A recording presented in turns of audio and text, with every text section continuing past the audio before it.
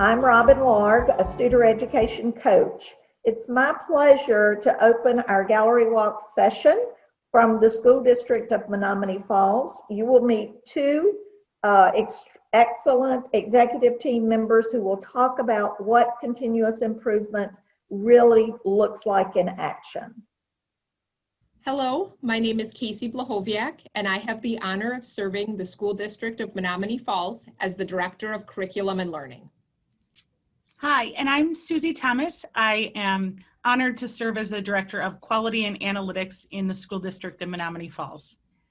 Menomonee Falls is a suburb of Milwaukee and located in southeastern Wisconsin.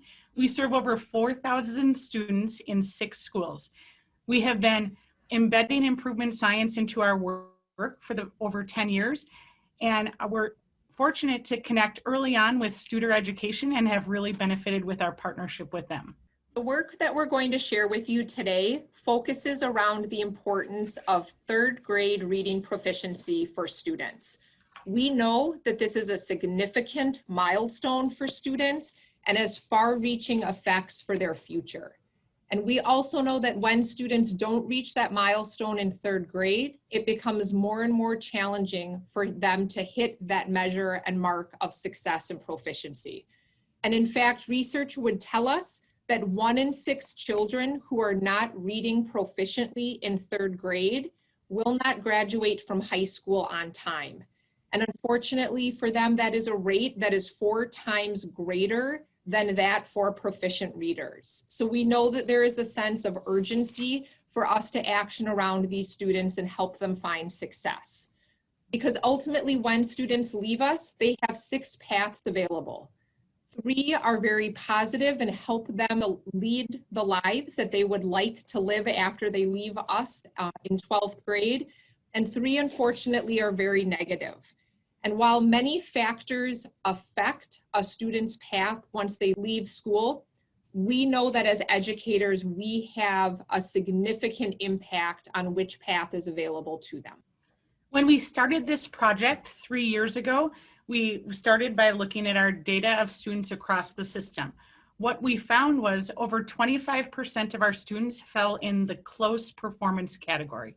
We defined the close performance category as students who are just below that college readiness benchmark, but not necessarily receiving extra services outside of the classroom. So we know the urgency of reading at 3rd grade. These are students that are not quite there yet.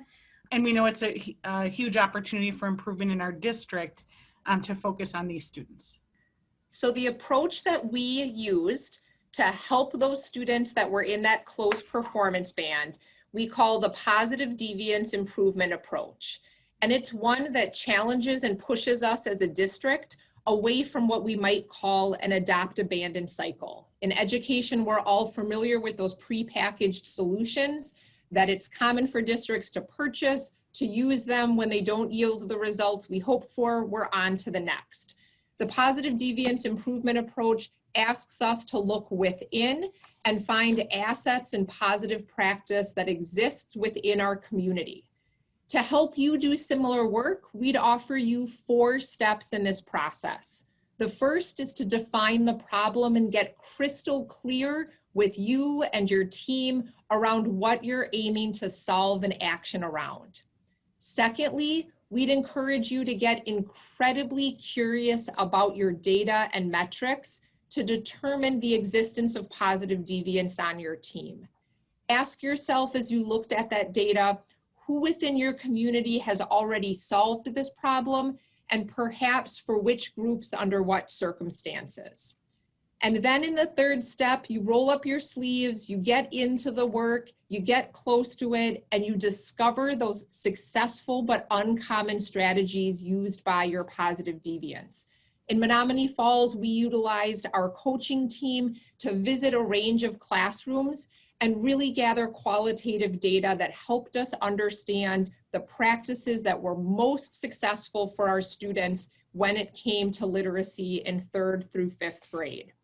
And as we discovered those strategies in the 4th step, we then worked to design an approach and an intervention to help all teachers employ those strategies. Relying on local experts to provide those trainings for all of your teachers or staff is a great way to build on a relationship of trust that's already in existence within your community. I'm thrilled to be able to share with you the results of this project. What you're seeing are the percent of students showing proficiency on their reading unit tests, and we're focusing specifically on the close students. This shows you a 3-year trend, so how we improved from 17, 18, 18, 19 to 19, 20, which is obvious on how we went from 30% of close students showing proficiency to over 70%.